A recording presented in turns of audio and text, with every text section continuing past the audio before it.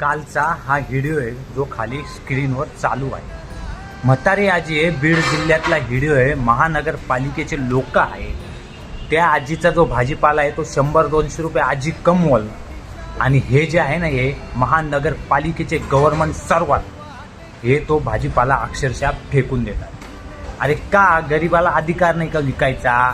रस्त्यावर बसली तुम्ही सांगू शकता पहिले 1-2 वेळेस की आजी तुम्ही उठा, बाजूला जाऊन बसा, या दुसऱ्या एरियात जाऊन बसा. तुम्ही डायरेक्ट उचलताय भाजीपाला आणि ट्रॅक्टरमध्ये टाकताय. अरे काही गरीबाला अधिकारच नाही का विकायचा? तुम्ही गव्हर्नमेंट सर्व्हर महानगरपालिकेचे कामगार आहे म्हणून तुम्हाला ठीक आहे, तुम्हाला अधिकार आहे ते उचलायचं आणि तुम्हाला फेकायचं. ओके, मान्य केलं आपण. पण तुम्हाला काही तुम्ही सांगू नाही शकत का आजी 5-10 मिनिटं तुम्ही इथून उठा आणि दुसरीकडे बसा? का गरीबाच्या 200-300 रुपयांवर? अरे गरीब जे आहे ना, गरीब अक्षरशः तुम्हाला सांगायला गेलं ना भावांनो, शेतकरी मरण्याच्या कदारावर आलेला आहे. जो शेतकरी आहे ना, शेतकरी अक्षरशः आत्महत्या करेल या कदावर आलेला आहे.